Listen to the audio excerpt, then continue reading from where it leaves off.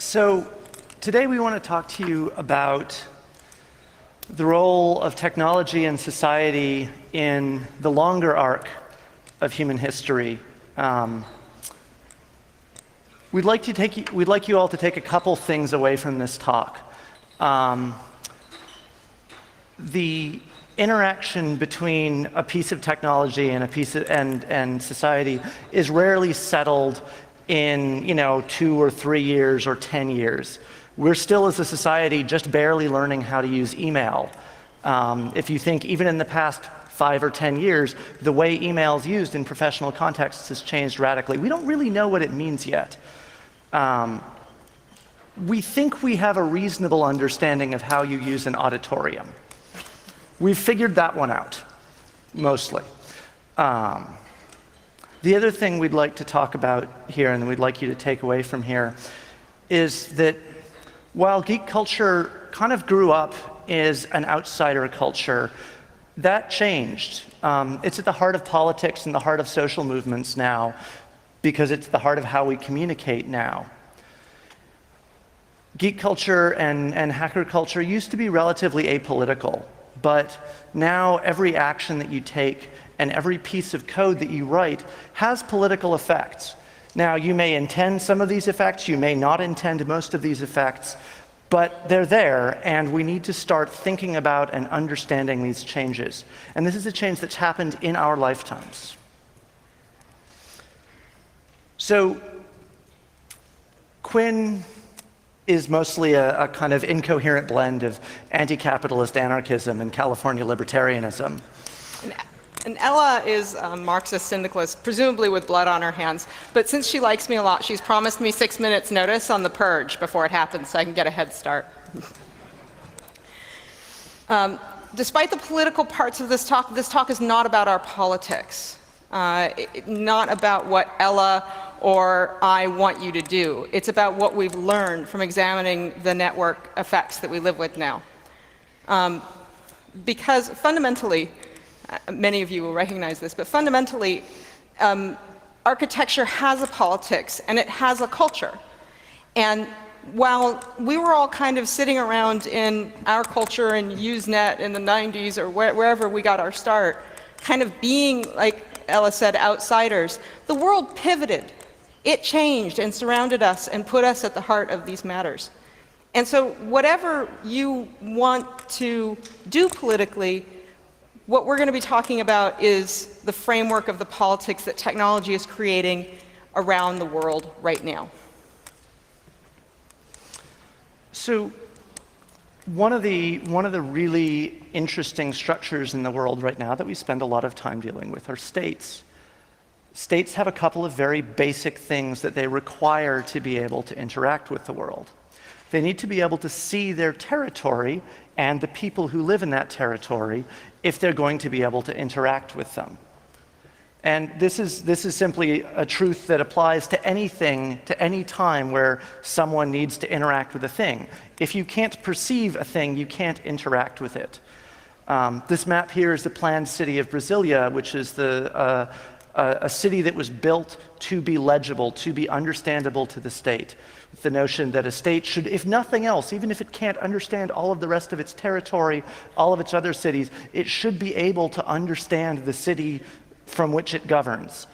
Of course, I don't know how many of you are familiar with the actual city of Brasilia, but it doesn't look much like what's indicated on that map. Reality has kind of come back in and gotten a lot messier again. So a lot of the time, the ability of a state to see its citizens and to see its terrain is actually a very, very good thing. This is the SNOW map, which founded modern epidemiology. It's a map of cholera deaths in London around a particular well when they didn't understand that water and that the cholera was spread through water. This map told us things about human disease transmission that have saved at least tens of millions of lives. And this is a form of surveillance. Sometimes this is a bad thing. This is a map that the city of Amsterdam prepared from their very complete census records of where all the Jews were in Amsterdam for the Nazis. During the process of kind of the societal adjustments following the revolution in France, and this was actually one of the demands leading up to the revolution from certain sectors of society, the revolutionary government, and this continued under Napoleon, standardized on the metric system. One of the things that this did was that it eased a lot of the burdens on farmers who were having to deal with incompatible local unit systems being used to basically rip them off from what they should have earned on their profits. But it also laid the groundwork for tax standardization and for central control. To paraphrase Chateaubriand, what he said at the time, you know if someone's using the metric system that they're a narc. In other words, you know that if someone is using the metric system, they work for the government, they work for the order that is attempting to impose legibility on society. In the state of Qin in the 4th century BC, no relation, the emperor decided that imposing surnames on the population was a good idea. They needed to be able to conscript people for labor and for the military. They needed to be able to tax people, and they needed to be able to apply laws to families.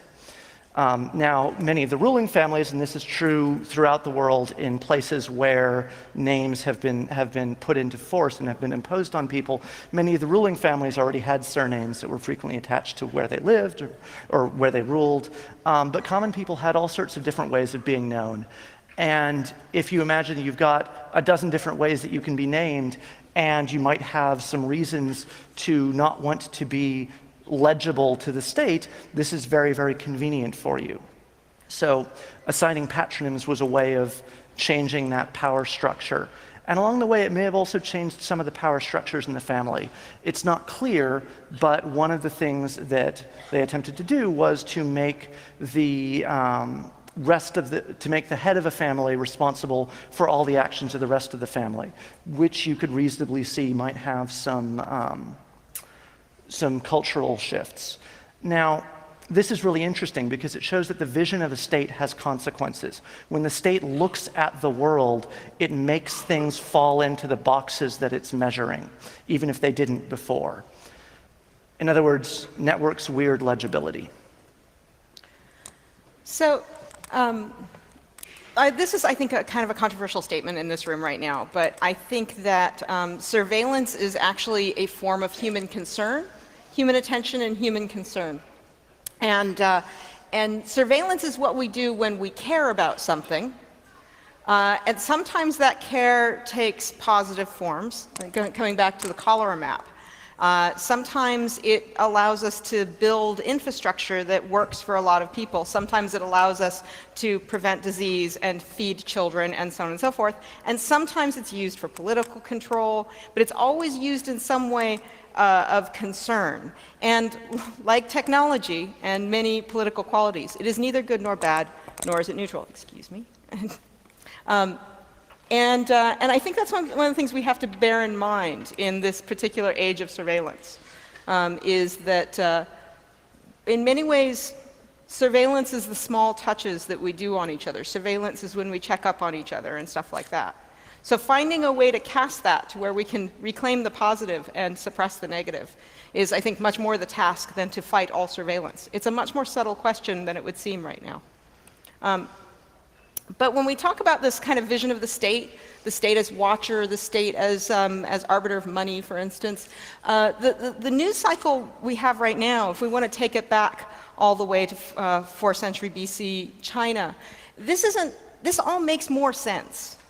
You know, it makes sense that nations are trying to get all the information they can because they're trying, again, to make their world legible. And when they get all that information, they're putting it into the categories that they perceive are meaningful.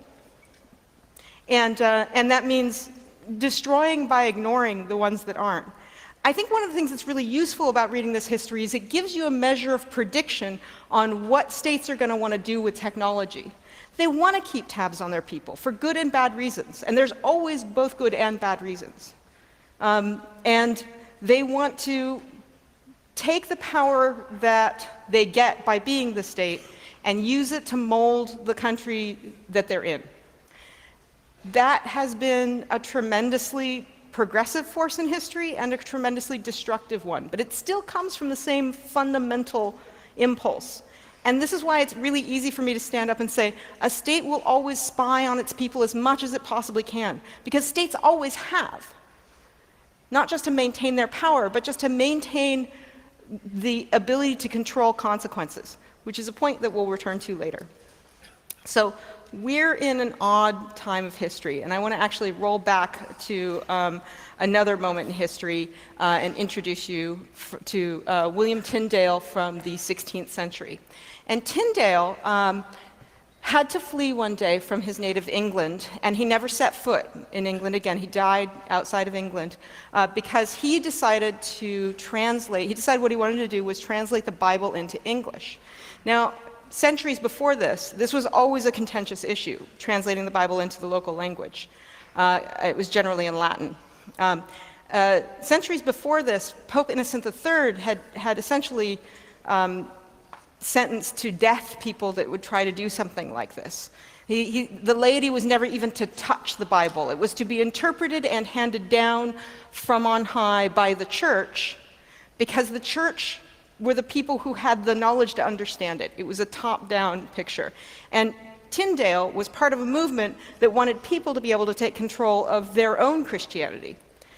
He was opposed by Sir Thomas More, now St. Thomas More, who believed that the church was necessary to keep order.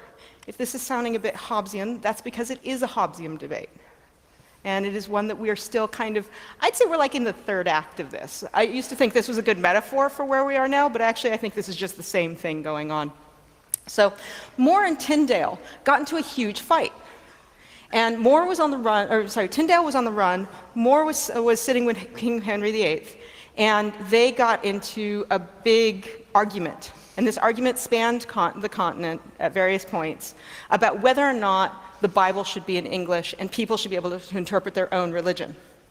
And of course, that got started because of this guy, Martin Luther, who created a bunch of theses and stapled them to a door, and then sent them all around the continent. Again, nothing on this list of church reforms that Luther and Tyndale and that whole crew wanted were new. Not a thing was new. What was new was that if you were Martin Luther and you wanted to say the church needs to reform, and you got on a horse and to go tell people that that's what you believed, the church would burn you. But something had changed. And this is also how Tyndale and, I mean, the statement, Tyndale ran away and then they had a fight for years, doesn't make any sense to most people in that era, and it just sounds assumed to us because of a communication technology, and in this case that communication technology is the printing press. Luther was able to put out his 95 Thesis, sit safely with a patron in Germany and say the church needed to reform, and the church did occasionally be like, could you send him for a meeting? And he's like, no, I'll stay here in Germany, it's fine. And now, originally, though, the printing press had been a huge tool of the church.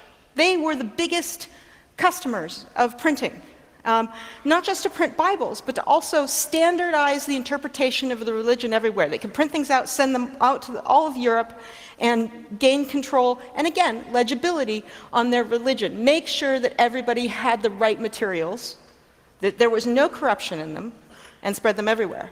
And that went on for a few years, and then the dissidents got a hold of this technology, and it turned out they could do the same thing the church could do. So the big question hanging over the 16th century was the printing press going to reform the Catholic Church? Well, in fact, the printing press reformed everything on the planet, and possibly a few things off the planet. So they didn't even have a language to ask the right question for the undertaking that they were embarking on.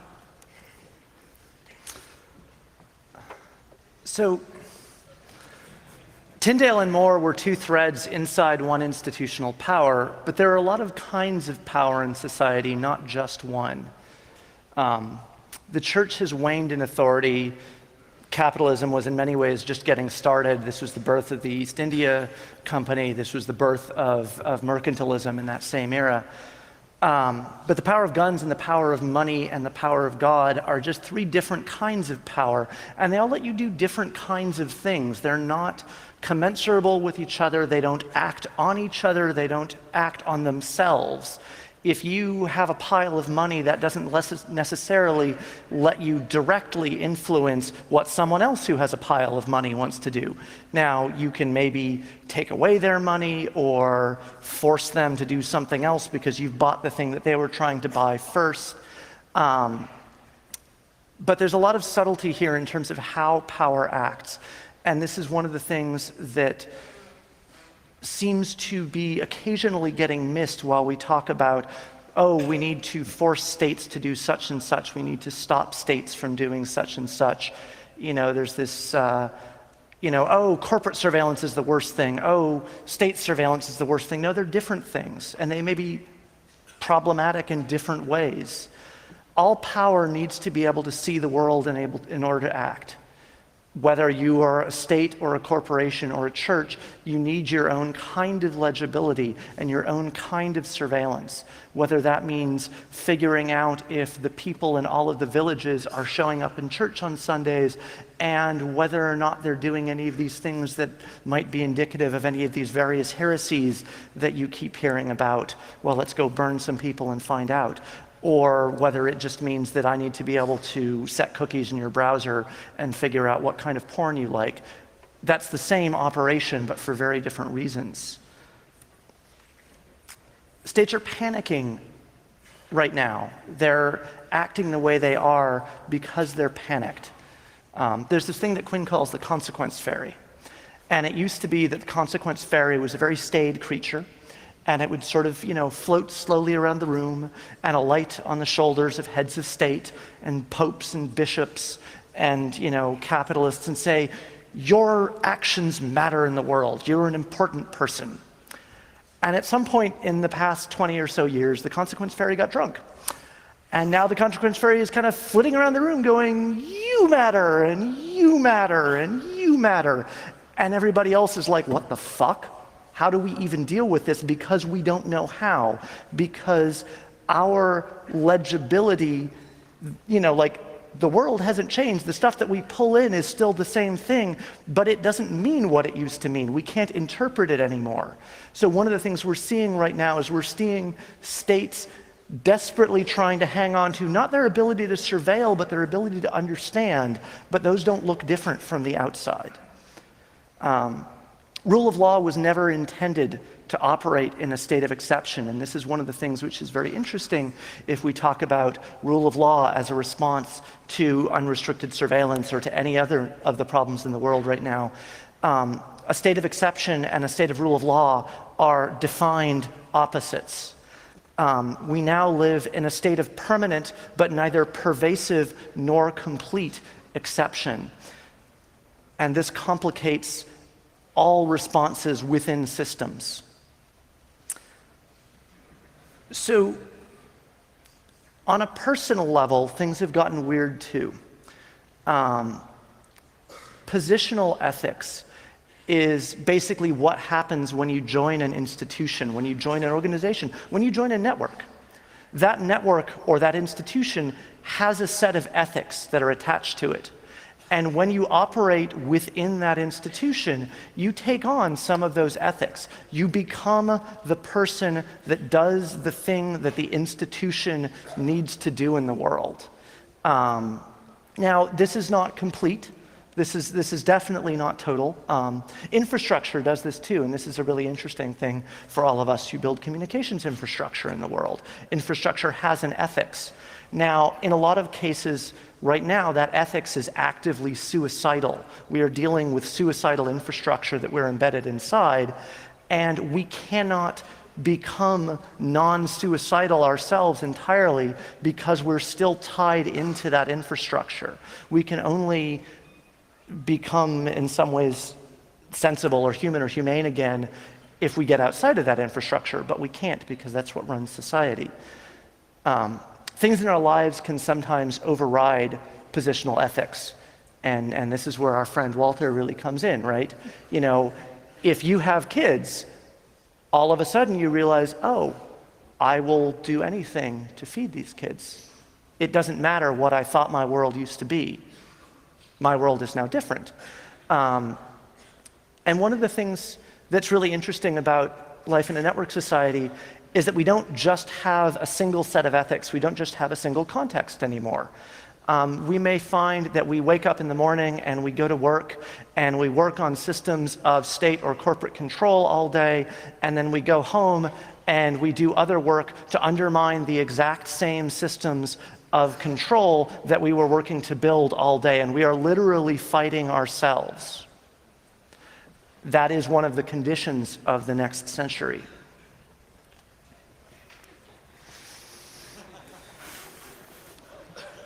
So one of the reasons that institutions are freaking out right now is because this network that we're on makes people weird. And actually, I like this particular network's weird people in almost like the high medieval sense. They almost make people have a fey magic to them. And all of a sudden, one person can become many people on the network. And that legibility, that several thousand years of getting a last name on you people is suddenly gone because you've just invented 15 new people today. And 10,000 if you wrote a script to do it. And all of a sudden, the thing that the power has a grip on has weirded in that classic. It's totally full of a fey and uncontrollable magic, and that's what you are right now. That's what you are becoming. That's what people on the network have become. And the network has its own logic, or possibly this. I'm not sure I want to apply that word here, but it's really true that the network rejects your reality and substitutes their own. Those categories, those safe and understandable and predictable categories, those get weirded out too. And we're all kind of living through this process. This is all still within our lifetime, and we don't have a social structure or even a language to describe the networks that we're living in right now. It's doing really, really strange things to institutions. The internet, in particular, turns conduits into barriers. And I do mean that the RIAA used to be the good guys. Their job from the 1950s was to standardize all the record players, to make sure that all the record players would play all the records, so that anyone could get music, and to set up distribution systems so that anyone around the country could get anyone else's music. And this was actually a really interesting and magical thing they did, because if you were living in a Louisiana bayou in 1950, you didn't hear music from New York until they fixed this system. And they allowed they're one of the entities that allowed this common culture to grow up and these other options to enter people's lives all over America. And they didn't actually really change what they did for the next 50 years. But the world did that pivot. The same one that put you at the heart of the matter took this conduit of information and turned it into a barrier. And the people who were working these jobs, the people who lived through this whole cycle with the RIAA, I gotta say, as a journalist who's had to call them for interviews, it's like calling crazy people. And I have a lot of sympathy for them these days because they didn't do anything wrong. The whole world just went cuckoo from their perspective. And they're grabbing at reality as best they can. In fact, so many of the things that would have been the awesome geeky things to do in the 50s and 60s have turned from conduits and generous ways of sharing information into the barriers trying to stop the network from doing their job better. Because they've got those kids to feed. And they've got a mortgage. And damn it, they were doing the right thing all their lives. Why did it have to change now?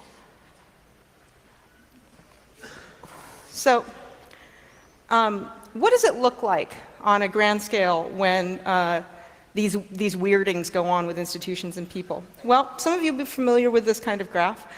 This is from 1979 to the present level of global protests.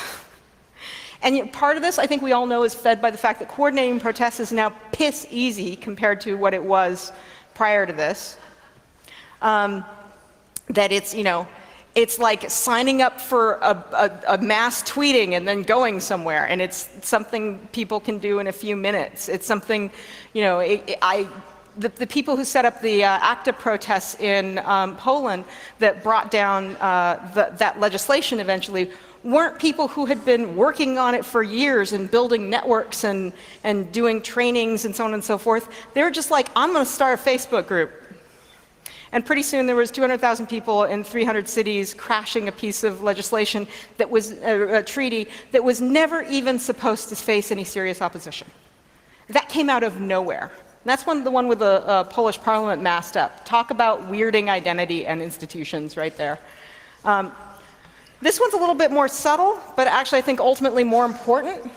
Something has happened since the 90s. It certainly took off by the year 2000.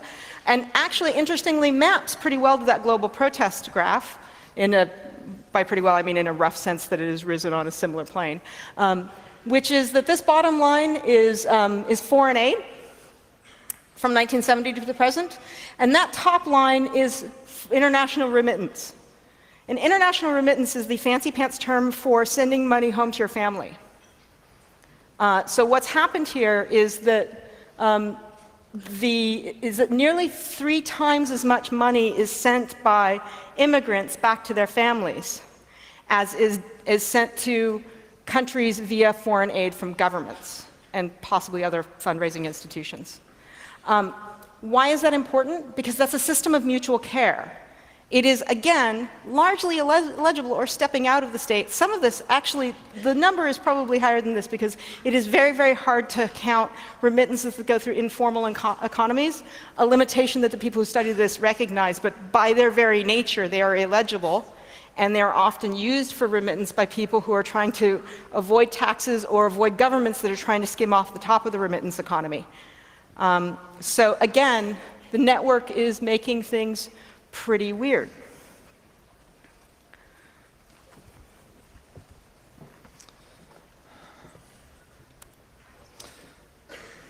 So I first got online in August of 1994, just before the internet suddenly became a very different place for the first of probably the dozen or 24 times that that's happened since then.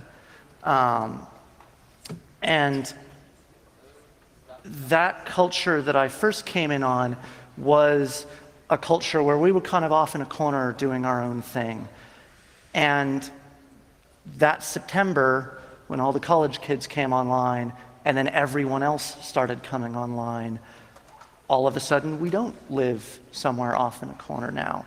All of a sudden we live right in the middle of everything. And everything that we're doing is going to keep echoing through history, no matter what we want to do.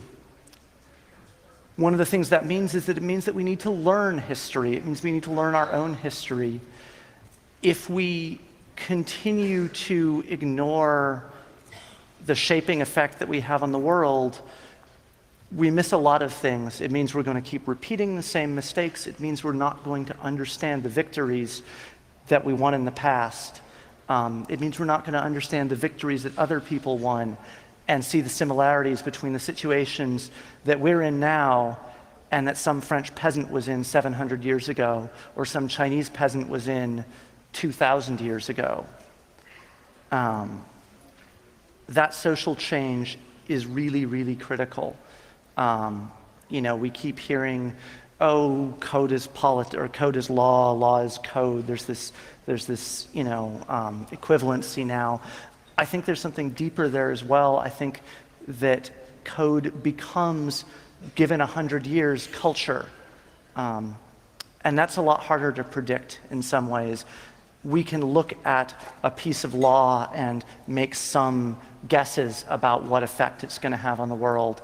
It's a lot harder to make the same set of guesses about what a cultural object or a thing that will influence a cultural object is going to have on the world. But if we don't start thinking about it, we're definitely not going to get there. So one of the things that we're talking about is trying to stretch out our minds, stretch out our conceptions of history while those institutions and those institutional ethics that we're talking about push you towards thinking in quarters. Most of culture is currently conducted on quarters or maybe an annual cycle. But somebody pointed out to me recently that they can't right now find any articles that are making predictions for 2014. Our time horizons have gotten so short that we are too scared to predict next month. But we can look back. We can look back at different points and take lessons from them. Some of the things that we face right now are unprecedented, as all history has been, and some of it is patterns that we can learn from. And when we step back and look at not just things like Tyndale and More and the path they traced up to the Enlightenment, and again, interestingly, it is almost, we can also look at things like the fall of the Roman Empire, the rise of paper money in China. All these things are things that can help inform us and make us understand the technologies that we face today. But of course there are limits, because every moment is unprecedented. And right now, there are so many frickin' people out there. That's what's so strange about this moment. Every second, 217 years of human experience pass on this planet. Since we've been talking, it's something close to 500,000 years in the course of this talk. That's the human attention that has passed from 7 billion people while we've been standing here. We've been standing, you've been sitting. And what I really want to start pushing you towards, is trying to look at that long time. Try to look at what the world was like a few hundred years ago, and try to imagine what you want the world to look like in 100 years. Because that's a question very few of us can answer at this point. Not, what do you think it will look like? What do you want it to look like? What do you think is right for people in 100 years? How do you hope people that you will never meet will live?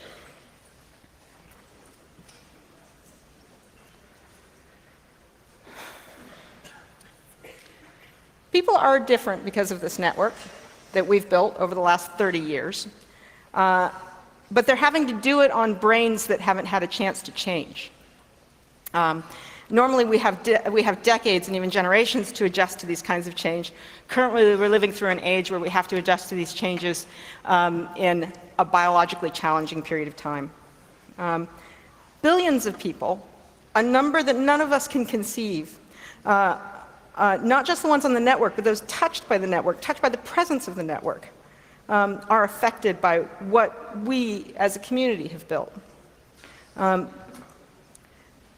Yes, we built a technology that lets governments monitor and control their people. We also built a technology that lets people escape the fates that their rulers and cultures had for them.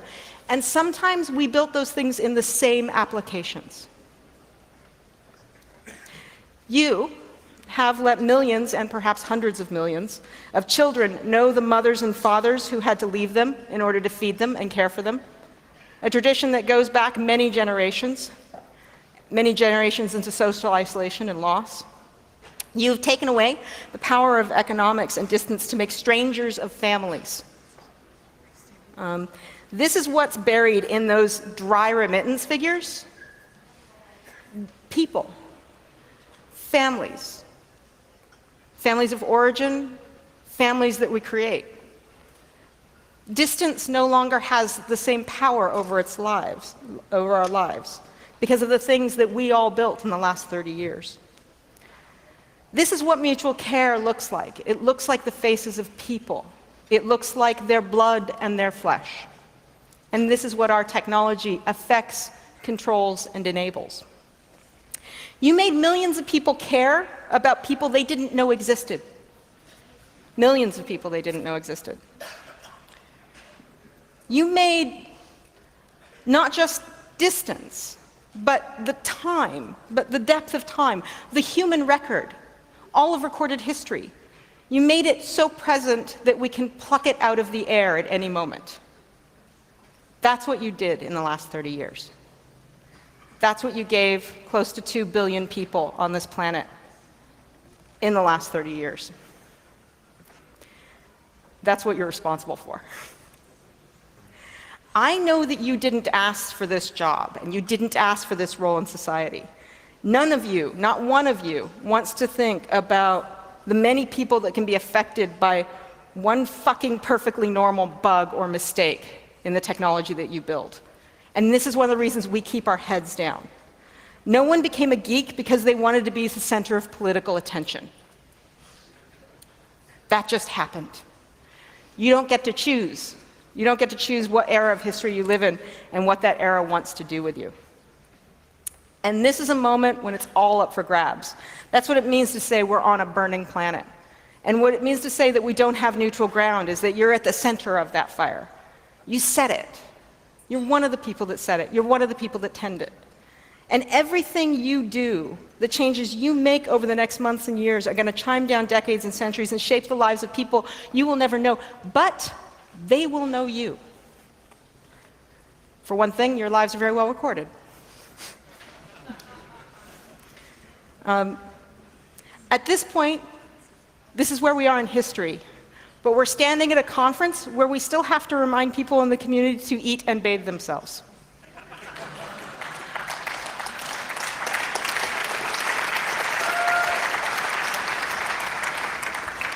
It is time for us to up our game.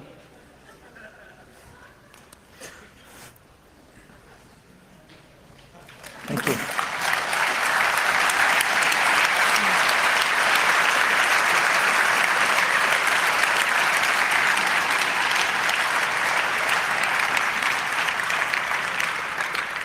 So I believe we will be taking questions at the mics.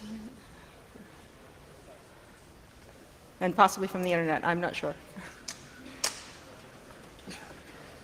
By the way, many of the citations that we used, not all, but many of the citations that we used in the talk are contained within these books and essays and so on and so forth, and together they make a pretty interesting follow-on curriculum, as it were, for the concepts we've been talking about.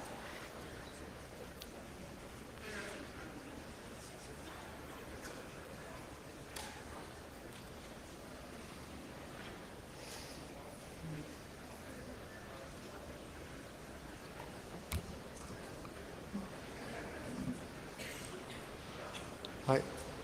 Yeah, good evening. Thank you for the presentation.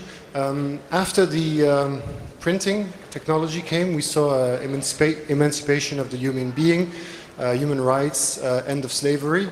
Do you think there could be something similar happening with new man, which is enhanced man, and also going through emancipation, end of digital slavery, and new human rights? Can I take that one?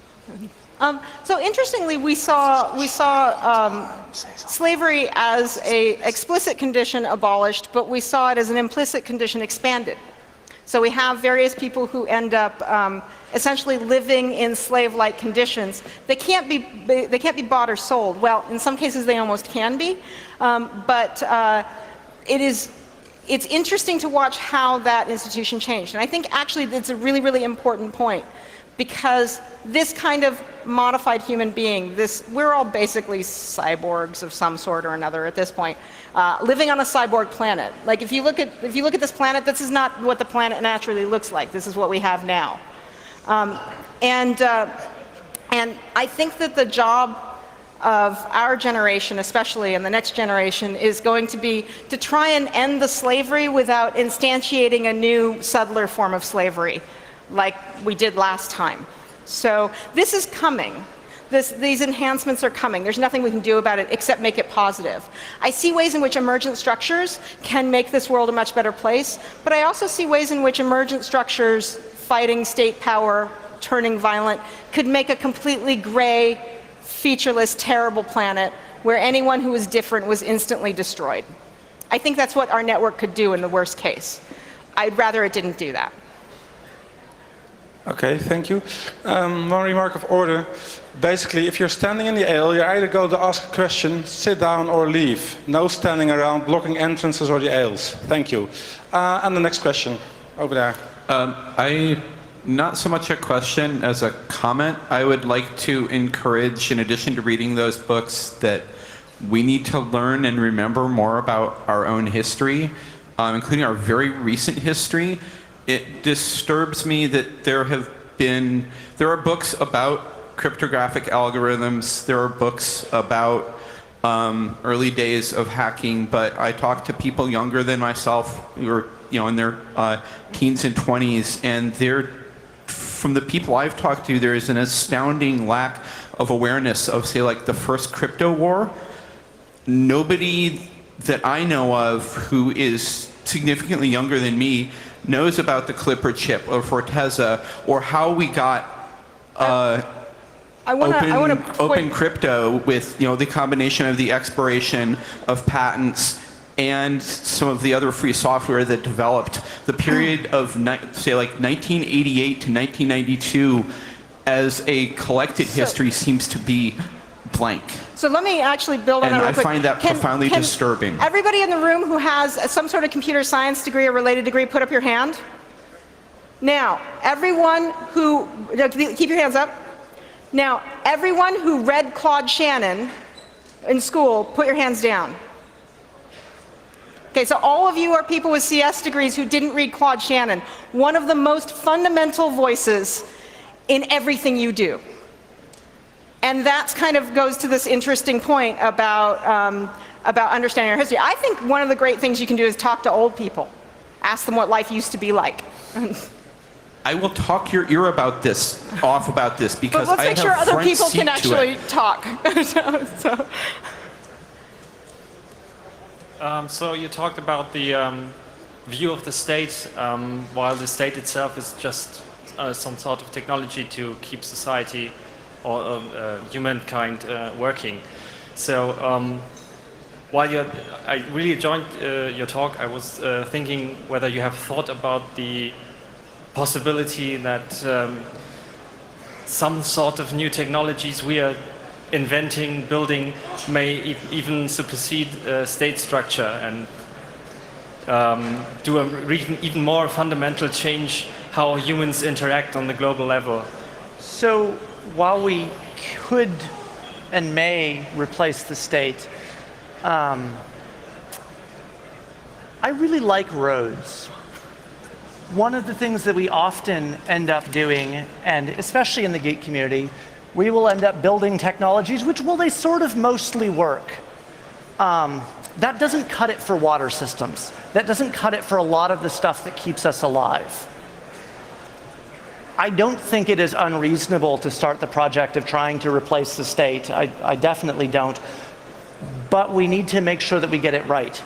Because if you fuck that one up too badly, things get really, really horrific. Yeah, I completely agree, but I was just, I thought this talk was a bit focused on the state, while the state for me is just another technology. And the state is the technology that has kept most humans alive for most recorded history. So it's reasonable to spend a certain amount of time on it.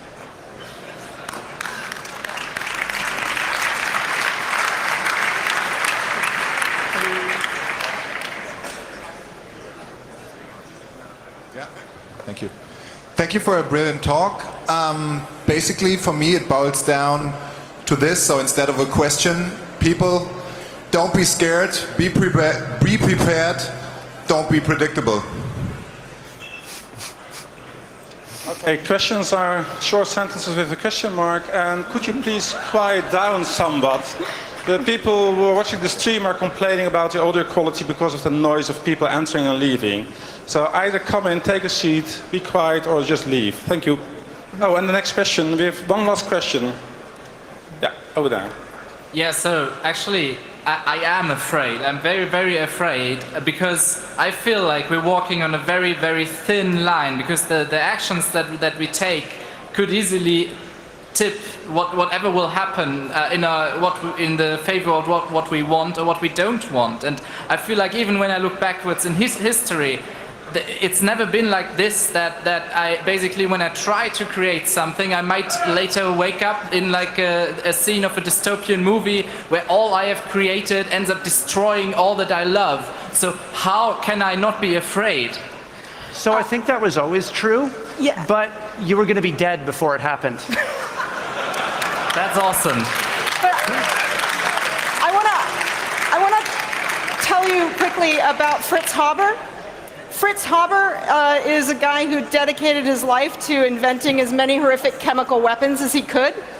And along the way, he worked out nitrogen fixing, which is why we have all these people.